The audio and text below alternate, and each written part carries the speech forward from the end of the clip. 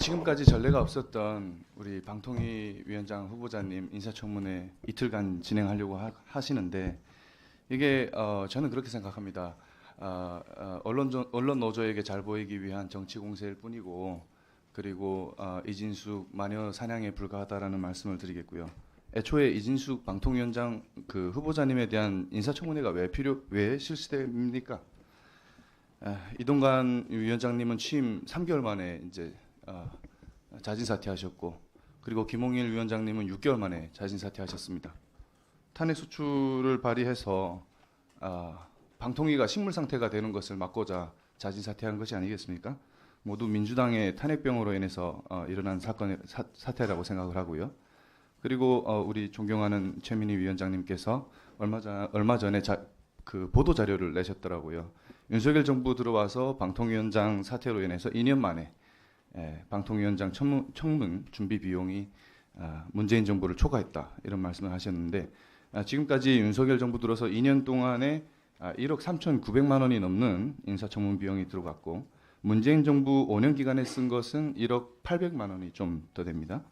벌써 이제 넘어섰는데 좀 맞는 말씀이라고 생각합니다. 민주당의 탄핵병으로 인해서 방통위원장 사태로 지금까지 얼마나 많은 국민 혈세와 행정 낭비가 일어나고 있는가라는 말씀을 드리겠고 그리고 현재 방통위 현안이 얼마나 많은데 민주당의 어떤 언론 장악 야욕으로 인해서 낭비되고 있는 국회 보좌진, 정부 부처, 국회 사무처 등 얼마나 많은 에너지를 더 낭비해야 되는가라는 말씀을 드리겠습니다.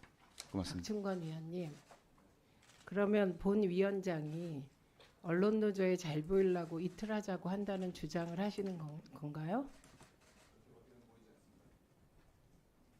그거는 취소하셔야 될 것 같습니다. 그 발언은.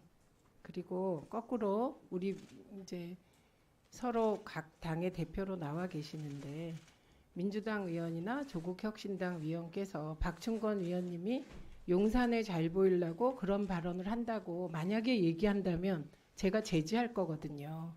그런데 저는 24일, 25일 하자는 주장 있을 수 있고 24일 하루 하자는 주장이 있을 수 있다고 생각해요. 근데 그거를 그 위원장이 언론 노조에게 잘 보이려고 이 안을 올렸다고 말하시면 그건 저와 언론 노조의 관계를 너무 모르시는 얘기여서 팩트가 아님을 말씀드리고요.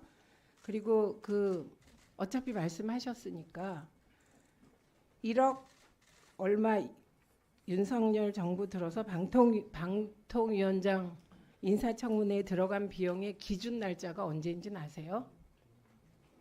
기준 날짜.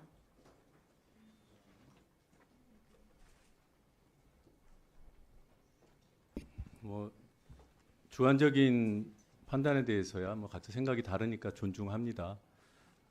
저희라고 말씀하셨는데 어떤 저희로 이 검증 요소가 매우 많은 것으로 이미 다수의 언론이 보도하고 있는데도 불구하고 하루면 충분하다고 말씀하시는지 이진숙 후보자 대통령이 낙점한 후보자라서 벌써부터 겁이 나시는 건지 검증하기가 조금 전에 우리 박충건 의원님 탄핵병이라는 표현을 썼어요. 여기 나와 있는 민주당 의원들 탄핵에 다 동의하고 주장했던 사람들입니다. 지금 대면에서 그런 병이라는 표현 쓰신 점에 대해서 대단히 유감스럽다는 말씀을 드리고요. 달리 말씀드려서 만약에 제가 여러분의 당은 방송 장악 중독증에 걸려 있고 극우를 두둔하는 병에 걸려 있고 이렇게 표현하는 것과 다르지 않죠. 그런 탄핵병 이런 것들이 이렇게 대면에서 하는 회의 자리에서 나올 표현인가 그런 말씀을 드립니다. 이진숙 후보자의 비중 말씀하셨는데요. 이진숙 후보자여서가 아니라 대한민국 방통위원장 후보자이기 때문에 비중이 크죠. 당연히 철저히 검증해야 하죠. 하루면 충분할지 이틀도 부족할지 알 수 없죠. 그래서 저희는 충분히 검증해야 된다고 주장하는 겁니다. 그리고 저희가 판단컨대 이미 다수의 증거를 통해서 극우적인 사상을 갖고 있다는 매우 심각한 판단을 하기에 이르러서 좀 더 구체적으로 검증을 해야 된다고 보는 겁니다. 극우나 극좌는 반헌법적 아닙니까? 반헌법적인 인사가 맞다면 당연히 청문회를 통해서 걸러내야죠. 이상입니다.